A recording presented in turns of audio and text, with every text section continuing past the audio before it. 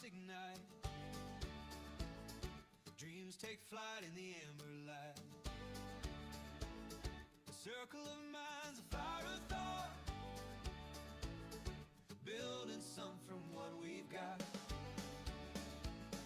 Grab a log, throw it on. The night is young. The night is young. Welcome to the Inventive Fireside, where wisdom burns and hopes collide.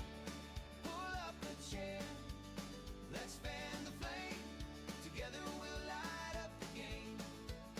The crackling wood, it tells a tale. Lessons learned and ships that sail. Experts speak and the sparks cascade. Fueling dreams that will never fade. Bring your spark, your ember bright. Let's stoke the blaze through the endless night.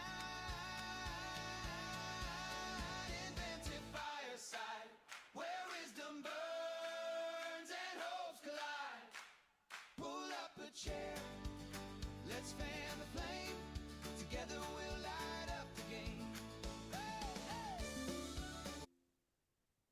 All right. Well, welcome everybody, and let me turn off the screen share there. But hopefully enjoyed a little bit of an intro as well as some good music. But excited to kick off a another inventive fireside, and always a fun time. Get an opportunity to learn, to get some new information, to expand your network, and otherwise grow your connections. And I'm sure this one will be just the same and won't disappoint.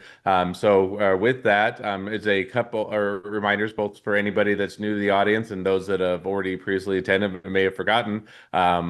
Housekeeping. We have these firesides about once a week. We or sometimes we'll hit or miss, depending on if there's obligations or something that conflicts. But if you want to check out any of the firesides that are coming up, easiest way is if you just go to my LinkedIn page, click on the events tab. It will show all of them there, and you'll be able to click to register and otherwise get reminders there. The other thing is for the if you do have questions throughout the fireside, easiest way to raise those questions is just to throw them in as a comment on the onto the oh there we go. Sorry about that. So throw them as a comment on the LinkedIn side. I'll keep an eye on that, and then you'll be able to raise those questions, get those input, and I'll make sure to relay those during the fireside chat portion of that. So with that, now as a quick reminder, this one is we're going to be talking about cash flow forecasting and really looking at how you're going to forecast that, especially as a startup or a small business, and kind of also hitting on how that is. It really comes down to be a mixture of almost kind of both art and science. In other words, there's certainly a mathematical scientific portion to it, but I think there's almost it's a little bit of art because you're forecasting, which means you're trying to predict a bit out into the future. So it's always one where I think you're trying to predict that as best you can to know what your expenses are, what you have coming in, how when you're going to hit millionaire and unicorn status, and everything in between. So really should be a great fireside. So with that, I will go ahead and welcome on our guest, and he can give a little bit of a intro onto himself. Sorry, guest is Anthony, and Anthony can give a little bit of an intro on himself as well as to teach us a little bit more about cash flow forecasting. So with that, thank you for coming on and welcome on to Inventive Fireside, Anthony. Thank you, Dennis. I really appreciate it. I've been doing fractional CFO finance related work probably for about 20 years now. Over the last 5 or 6 years, I've specialized with SaaS startups, so particularly software startups. But what I'm going to talk about today really applies to any business. I'm going to use SaaS primarily because that's the thing that's hot and topic as far as, my world is concerned. But you can take, anybody in the audience can take just about any of these principles. To kind of reinforce what you said, yes, there is art and science to cash forecasting, but over the years, I'd like to say that we've put more science into it than art in order to demystify it and make it easier for people to do and for people to understand. So with that said, I'm going to share screen, and then I have a presentation. Let's make sure that everything is showing correctly. Hold on, we don't want to look at my emails. Are you able to see the presentation? Yep, there you go. I was gonna say you'd want to make it full screen, but yep, we can see it and good to go. So go All ahead. right. As we said, this is about cash flow forecasting. Let's start off with Anthony's Law. You can't spend net income, you can only spend cash. A lot of companies focus on forecasting their P&L and their net income, but that is important. However, if you're not forecasting cash right alongside of it, you run the risk of running out. And especially if you're a startup where you have a seed round or you have very limited funds, knowing what your cash runway is beyond important. It is the do or die in my opinion. I probably spend 80% of my personal time dealing with my clients on this single topic, on cash flow forecasting. So that give you an idea how important it is in my world as well as my clients' world. So the keys to an effective cash forecast, I think, really come down to about 4 or 5 principles. Number one, there's this thing called the balance sheet method. A lot of accountants like to use that. They'll say, okay, I'm going to forecast your accounts receivable, your accounts payable. I'm going to forecast all this other stuff. And then when I'm done, what's left over is cash. It's called a plug number. We call this the indirect method of forecasting cash. I would say that that belongs in the dust heap of history, that nobody should be using that methodology anymore for a number of reasons. One, you're forecasting a whole bunch of other stuff, and then you're using cash as the result. No, cash should be the primary focus. You should be forecasting cash directly and using methods that get you to that number. So if somebody says, hey, I'm going to forecast your cash and, here's the balance sheet and the cash is what's left over, you should turn around, run in the other direction and find somebody who's going to do a direct cash flow method. Key to any and all effective cash forecasts is the sales forecast. I can't stress that. That is number one beyond anything else. If you don't have a good handle on what your sales forecast looks like, the rest of your cash forecast is going to fall on its face. So if you don't understand your go-to-market, if you don't understand the lead time that it takes for you to get contracts in and turn them into closed deals, you're going to have a problem with a cash forecast because that cash coming in is the single most important thing that you have. Anybody can spend cash.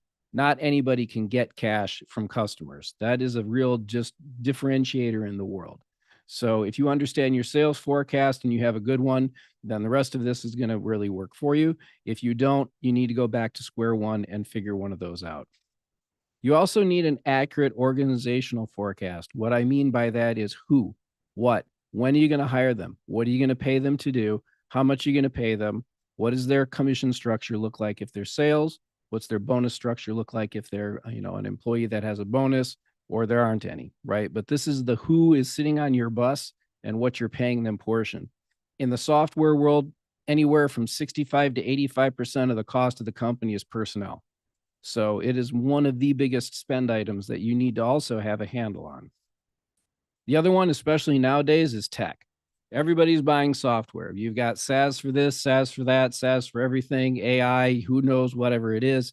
This is a major expense for most companies, is buying software and making sure that you're not buying what you don't need. So forecasting your tech stack, that's what I call it. Other people call it the same thing, but I'm talking about tech stack for the entire organization, not the tech stack just for the software that you're delivering to your customers. It's literally everything. And then, of course, your operating expenses, basically everything that doesn't fit into those other categories is kind of the third category. It's kind of a catch-all. What you're paying for contractors, what you're paying for consultants, what you're paying for digital advertising, what you're paying for swag, whatever it happens to be. But it's the stuff that you're paying that isn't people and it isn't software. So with that in mind, let's move on. This is an actual sales forecast snapshot from a tool that we use. And it really is pretty straightforward. We don't really worry so much about a really detailed P&L at this point. I'm just looking at, hey, what am I getting from my customers? There's line one, customer receipts. What am I paying for payroll and benefits, right? That's a big catch-all. Like I said, it's a huge expense. And then I'm taking a look at my cost of goods sold, my R&D, my sales and marketing, and my G&A, and any fixed assets that I have to buy. There isn't a whole lot these days, probably computers, laptops that you're buying for folks, but it adds up if you have a lot of people that you're hiring. We find that these buckets really work well for a cash flow forecast because you've got all of your people costs in one line, And then everything that isn't people cost is broken out into whatever particular roll-up department it happens to be. Now, this is not a P&L. A P&L looks very different. P&L is a lot more detailed. It's a lot more structured. You can pretty much define this however you want. But for us, this is the method that we use because it makes a lot of sense to our executives and our CEOs that we deal with. They say, hey, I'm high or low on my payroll and benefits. Why? And that's the other thing too, is that we're doing this cash forecasting, not just to throw it out there, but to analyze it every month and find out, hey, we thought we were going to forecast a lot more in payroll and benefits. What happened? Is our model wrong? Do we have the wrong people? Do we have the wrong start dates? Do we have the wrong salaries? Whatever it is, we're able to figure that out. Let me move on. You must link your cash forecast back to your profit and loss statement chart of accounts. I don't know any method of how you can forecast cash without ultimately linking it back to your accounting system. So you see over here a lot of these like customer success wages and contractors. You see all these individual line items, right? Some of them have values, some of them don't. But what this is showing us is that each one of these here, let me go back, is categorized on how it actually hits the cash flow statement. You see that payroll and benefits, cost of goods sold, OPEX, payroll and benefits. Down here, research and development, OPEX, payroll and benefits. These are those categories back here that are linked forward. So I'm doing a forecast using the P&L, but ultimately I'm boiling it down into these cash flow items, right? So all of my customer success wages, that's payroll and benefits. All the wellness benefits, retirement benefits, payroll taxes, same for the engineers. All of that's rolling up into that single line item back here, payroll and benefits. So you do want to forecast your P&L, but ultimately you want to boil it down to what cash impact it's having.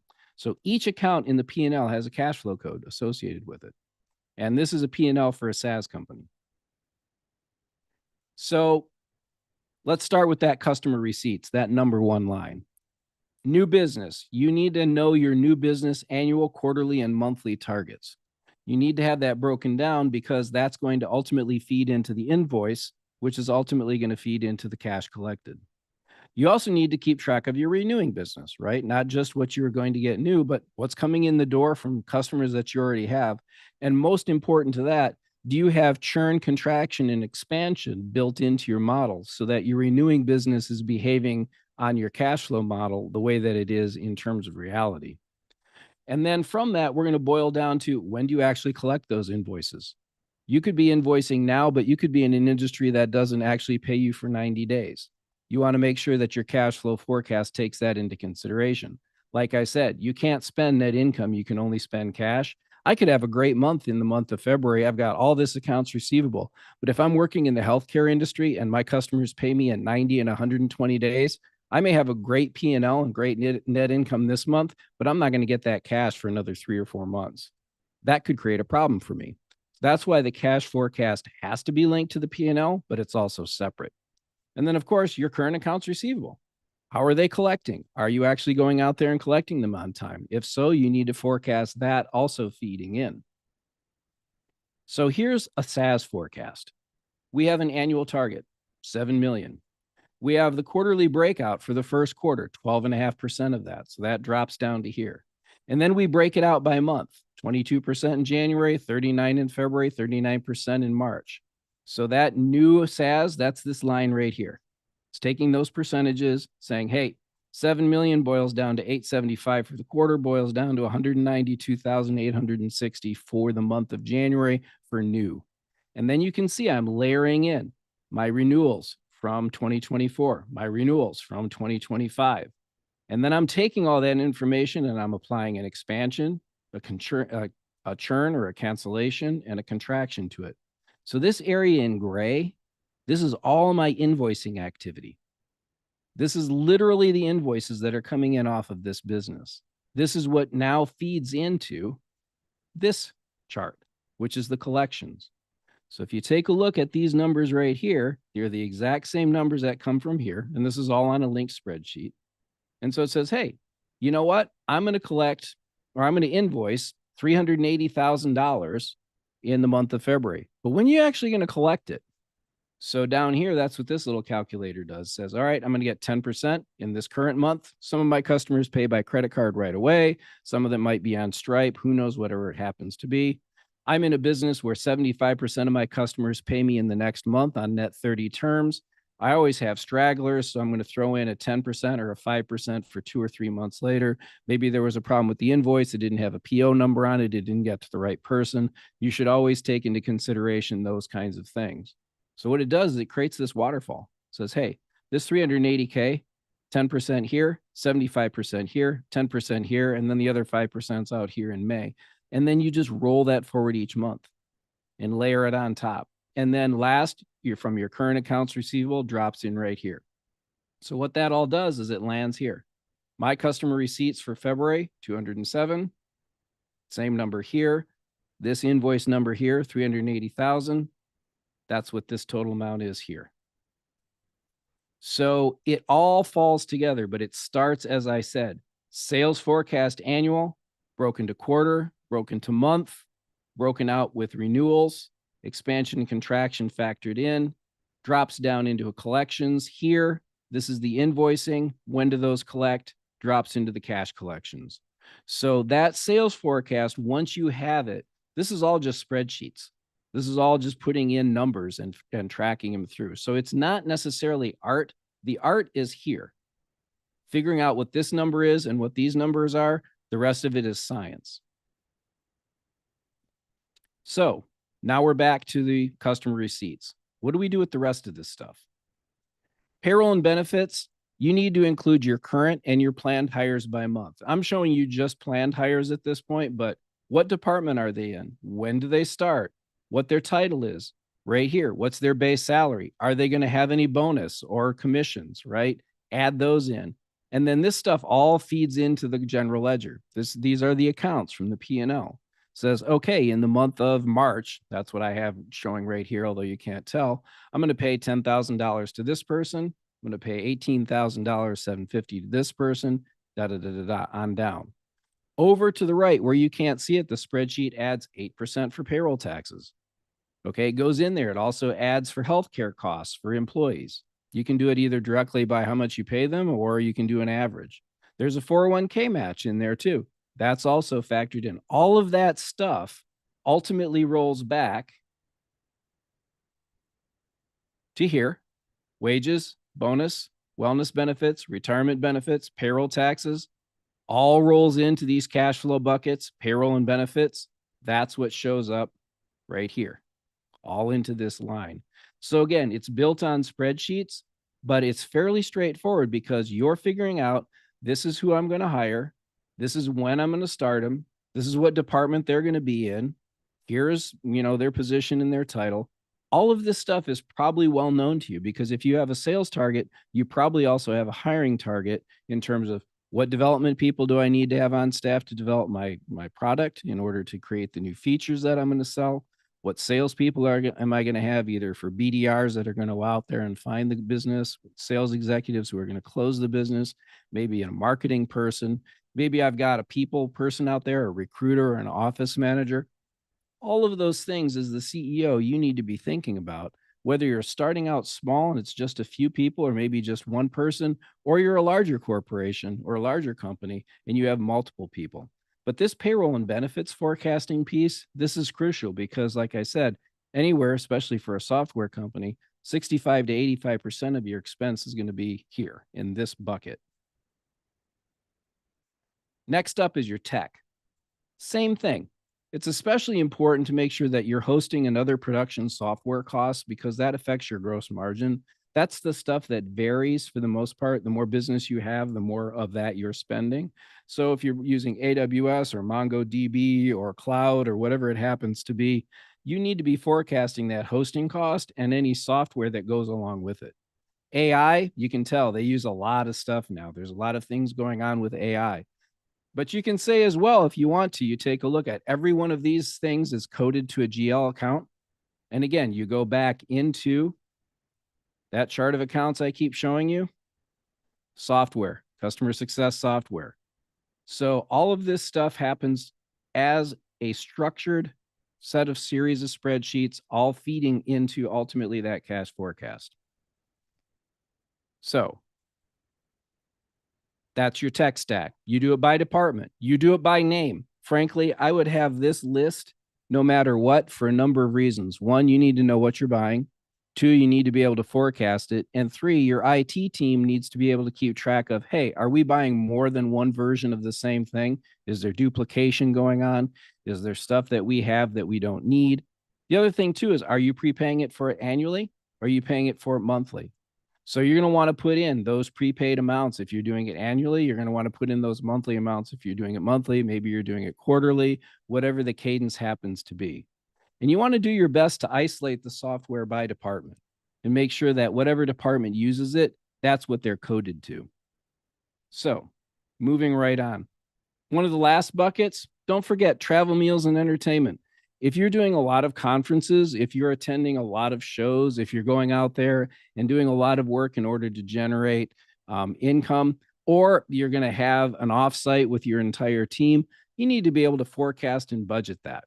So this is a little tool that we like to use. It's also part of it. We figure out a standard amount for the airfare.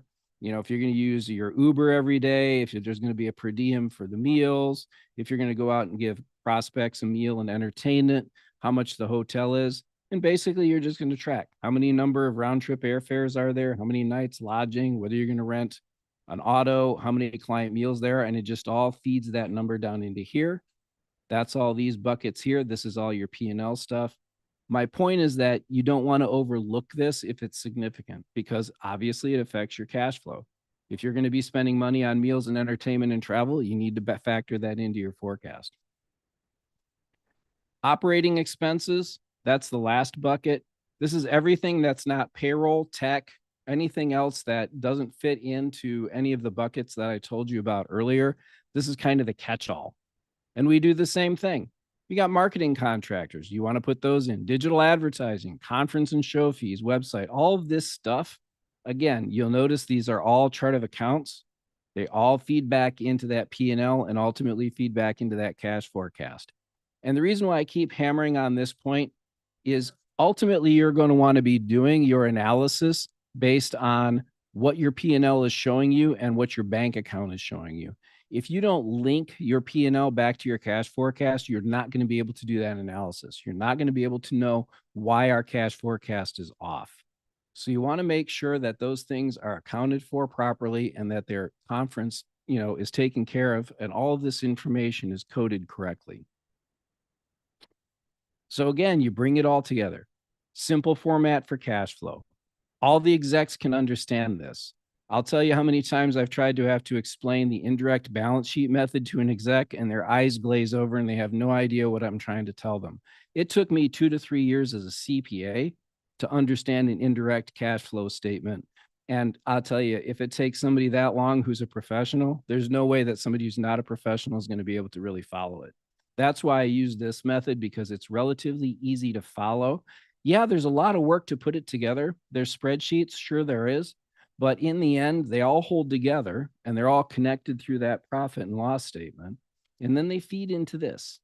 And this is what we're looking: gross burn, net burn before financing. This is what tells you what your runway is. So I know I threw a lot of stuff out there. I don't know if there's any questions in the channel.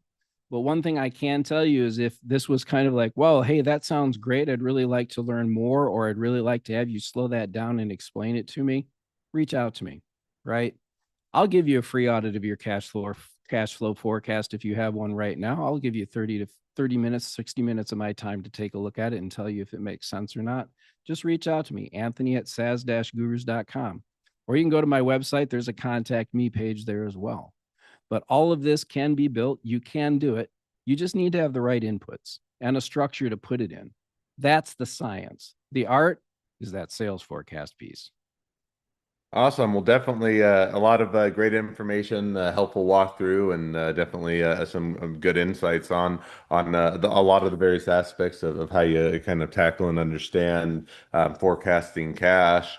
One of the questions that come up and are would be stepping back a little bit. So a lot of the audience is going to be a startup and a small business owner. And so, a lot of times you're almost just looking at, hey, I'm less concerned about next month. I'm just concerned about this month, and I'm going, just trying to get enough cash in the door to keep the lights on, make payroll, cover costs, and maybe take a little bit of money home for myself as well. And so if you're to kind of be in that situation to where you're earlier stage or earlier on, is cash flow is equally more important, less important, or why? In other words, why would you care so much about where you're headed as much as just trying to live hand to mouth, if that makes sense? So in the beginning, we all kind of start our businesses as a single solo person, right? I did too. Um, but at a certain point, you're going to get to the point where managing by bank account, the MBA method, isn't going to work for you because you have so many things going on. You have so many people working for you, you got customers coming in, going, whatever it happens to be. But in the beginning, you might just be doing it based on what you're seeing in your bank account. You know what you're invoicing your customers this month, you know which ones are going to pay, you know what your payroll happens to be.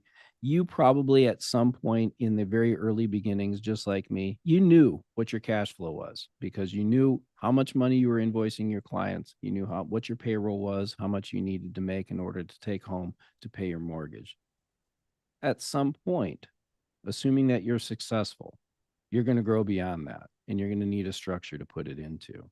So, my advice is still always the same: understand your sales forecast. Doesn't matter if you're a solopreneur or if you're running a multiply large company, you need to understand what's going to be coming your way as far as invoicing in the next month, in the next 3 months, whatever it happens to be, because that is the way that you're going to live. That's what you're going to live off of. Anybody can spend money, but not anybody can make it. No, that certainly that makes sense, and I think probably that's the natural evolution of you start out, especially if it's you or a very small team or you and a couple co-founders, just saying where's the bank account at, where is it going up or down, and if it's going up by or covering costs and going up or being successful, and then as you hopefully reach that evolution to where you've grown beyond that, then certainly giving a greater amount of thought so you can plan for the future certainly makes sense. Now, switching gears a little bit, one of the other questions is, what that you touched on a bit was, depending on the type of business, sometimes you are, hey, I sell a product. I sell the product, people pay me up front, they pay me in full, and other than maybe if I'm accounting for returns or, a little bit of breakage or something of that nature, I can pretty well don't have to worry about, future money coming in or me having to collect because I'm getting that upon sale. And yet on the other hand, sometimes you are working to where you're in a service-based business, you may get half up front, half upon completion, or you may have terms of 30, 60, 90-day terms, whatever that may be. And so there's a number of kind of, I think, different ways where you can structure when the money's coming in, and even beyond that, the industry then kind of varies as to how likely people are actually going to follow through or pay you and how much goes into collection. So that sign always kind of seems like a difficult thing, one for people to figure out kind of how they should structure that, just from the should they be more generous and get people to come in and give them 30, 90 or 60, 90 days and give them a bit more leeway because you'll get more money in versus getting it up front, not have to worrying about it. So I know that is a very loaded question with a lot of what ifs, but kind of how do you even go about thinking about that, tackling that, or otherwise kind of accounting for it? So let's break it down. If you have inventory, right? If you're selling product, then you're going to add a line to your cash flow forecast, which includes specifically material costs. So a lot of companies out there are service industries right now, they're professional services or software services. But yes, there is still a retail world out there. I used to work in it myself. So you're just going to add a line item: purchasing, right? Physical purchasing. What are you going to be buying? Because you have terms to your vendor, right? They're going to expect you to pay them in 30 days or whatnot, or they're going to cut you off, right? So that's a top vendor that you have to pay. As far as whether you extend terms and how far out, you're right. It's not so much it's a loaded question. You have to understand your customers and you have to understand your market. because there are some customers, if I extended 90-day terms, I'm probably never going to see that money. They're going to take my goods and services and they're going to hie off into the distance. Some of them you're going to want to pay in advance. So to me, that comes down to, do you know and trust your customers well enough to pay you on time? And if you do, then you could extend them terms, sure. But you also might be an industry where, say, professional consulting, right? You have certain upfront costs, or you want to make sure that they have skin in the game. If you let them go on 90-day terms before they pay you, again, they may skip and they may say, hey, I didn't get what I wanted out of this, or this wasn't exactly what I was looking for. It's also a way to weed out those kind of customers by saying, hey, you know what? I'm going to fix your, typical example. We're going to go in and fix your general ledger so that you look like a SaaS company. It's going to cost you, I don't know, $5,000, just quote it. We require 50% down and 50% upon completion. Right now, I'm going to find out if they're serious, right? You're going to pay me $2,500 now and $2,500 when I'm done. And you're going to trust me with $2,500 up front, and I'm going to trust you with $2,500 in the future. That's a kind of an equal relationship, because now we're trusting each other with the same amount of cash. So there isn't a hard and fast rule, obviously, for that. But what I would say is trust your instincts, trust your customers if you can. If not, trust but verify is a famous phrase that came back from the 1980s, has come up recently a lot. Trust but verify. How much can you verify? You can run credit checks on people. You can run credit checks on companies. You can find out how good they are at paying others. No, that definitely makes sense. Now, kind of one other kind of, I guess, the doomsday approach, and I'm not saying it's doomsday, but it comes up, especially as startups and small businesses are risky and have a lot of unknowns, and sometimes it's, or you don't, you're not able to make the bills as much as you want, or you do, you're falling behind, or you're getting in debt, or whatever that might be, and so you're now trying to figure out, do I keep pushing through? You can try and massage your forecast to convince yourself that you're just around the successful breakthrough of having, or taking off and going great, and you can massage it to say we're going to be closing up shop in a week because we only have $500 in the bank account. Not that it's always a fun conversation, but how do you kind of balance, hey, this is going on a downward, and I'm maybe not to the point of $500 at the bank account, but how do you say this is trending downwards and we're better to pull the plug because we're just not going to be able to turn this around and pay out what we have, and try and make people, either entirely whole or not, or do you just keep kind of trusting the forecast and saying, here's how we're going to turn it around and we have indications that it's going to get better, or kind of how do you gauge that? Never a fun or position to be in as a business, but certainly a reality sometimes. No, so a couple of things come to mind. Number one, the cash forecast is a living creature. You create it the first time, and then you make sure you're revisiting it at least monthly, okay, on a regular basis to say, okay, are our assumptions, are our inputs correct? Do they still hold water? So number one is it's like a child, right? You give birth to the cash forecast, but you have to take care of it. So that cash forecast is something that, you live and breathe with on at least a monthly basis, and you're looking at what happened, what did we expect to happen, what actually happened, how do we refine the forecast forward to make it more accurate? So that's number one, is that review cadence, making sure that happens. The second thing is what I call the 90-60-10 rule. Create your first cash forecast that you have a 90% confidence level you're going to hit, right? It's probably conservative. It's probably not that high. So the sales numbers should be pretty low, but you should say, hey, you know what? Even if all the stuff hits the fan, if all the wheels come off the bus, I'm going to get at least this much business, right? That's your 90% confidence forecast. And I'm talking about your sales forecast. Then you build a 60% version and say, you know what? If things go pretty well, I'm 60% confident I can hit these sales numbers. And then you create another version that's like, hey, the Christmas came early, right? Manna fell from heaven, whatever. I got great big whales just landed on my shore, or whatever it happens to be. That's your 10% forecast. You can set these forecasts up so that you can put some switches in there to say, okay, show me the 90% version, show me the 60%, show me the 10. You should be able to do that in your cash forecast, because that does what you were just talking about. Okay, worst case scenario, we're going to run out of cash in 3 months. I literally had this conversation earlier this week with a customer. If you get this receipt in from your customer this month, and you also tap your line of credit for this amount, that takes you to May. What happens in May? Well, we're in discussion with our lead investor right now. He says that he's committing to giving us X amount of money in May. I'm like, okay, that's cutting it really close. Are you going to take a look at a salary cut between now and then? Are you going to hold off paying some vendors between now and then? Let's take a look at the cash forecast and figure out what levers we can pull in order to give us a little bit more breathing room. You can't have those discussions unless you have a model. If you don't have a forecast model, you can't go in there and do those kinds of what if analysis. You don't want to be doing those on the back of an envelope or in a conversation, right? You want to all be looking at the same thing and saying, okay, if I dial back on this spend, it gives me this little bit of extra runway.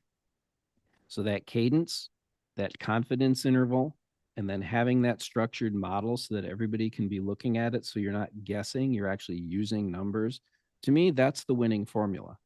I have a lot of conversations with customers, whether they're service vendors or whatever they happen to be, around that. Oh, hey, we're looking at a really low cash point here in August. What are we going to do about that? Well, I'd rather be talking about that here in February, not in July.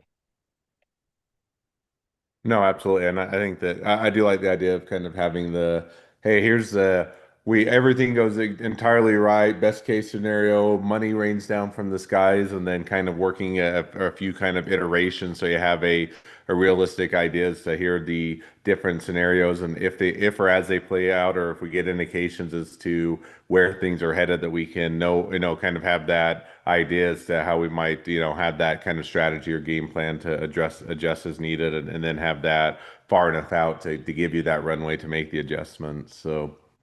Well, we could, I'm sure, talk through a lot more what ifs and questions and information, and it would be an awesome conversation. But we are wrapping towards the end of this Inventive Fireside, so maybe we'll have to explore having you to come back on again sometime in the future. But at least for this fireside, I always do like to wrap up with the same question, which is, what is one of your favorite books or podcasts? My favorite book right now is rereading Dune. Awesome. Well, I'll have to check that one out. Haven't put that one on my audible listen Check to out the list yet, but movies. sounds like a good one. The I movies you know actually I, were pretty close to the book. I've read the book probably 30 times in my life. It's one of my favorite books, and that's why I said I'm rereading it. But the ones that the two movies that came out a couple of years ago were actually pretty good representations of what the book is. But the book contains a lot of stuff about politics and power. And that's why I well, like rereading it, especially in the environment that we're dealing with right now today in our country and around the world. Understanding the politics of power is really important. I'll have to maybe put that on my cheat list of watching the movie first. I typically like to listen to the book if I can, but it just hasn't made it up there. But definitely sounds like a good one to revisit or move up the list. Well, as we do wrap up, I know you mentioned it a bit before, but remind everybody, if they do want to reach out to you, they want to be a customer, they want to be a client, they want to be an employee, they want to be an investor, they want to be your next best friend, any or all of the above. What's the best way to reach out to you, contact you, find out more? Anthony at saas-gurus.com. SAAS-GURUS.com.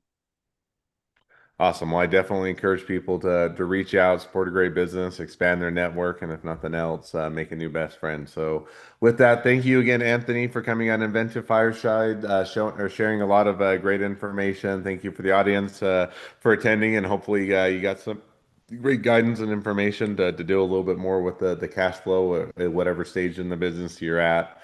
So that will wrap it up for this fireside again today. As a quick reminder, if you do want to check out the firesides that are coming in the future, you can always just go to the events tab on my LinkedIn page and check out what's coming there. And for any of you that do have questions about patents or trademarks or anything else with your startup, your small business, always feel free to go to strategymeeting.com, grab some time with me to chat, and we're always here to help. Thanks again, Anthony, for coming on. Thank you again for the audience, and until next time, have a good luck.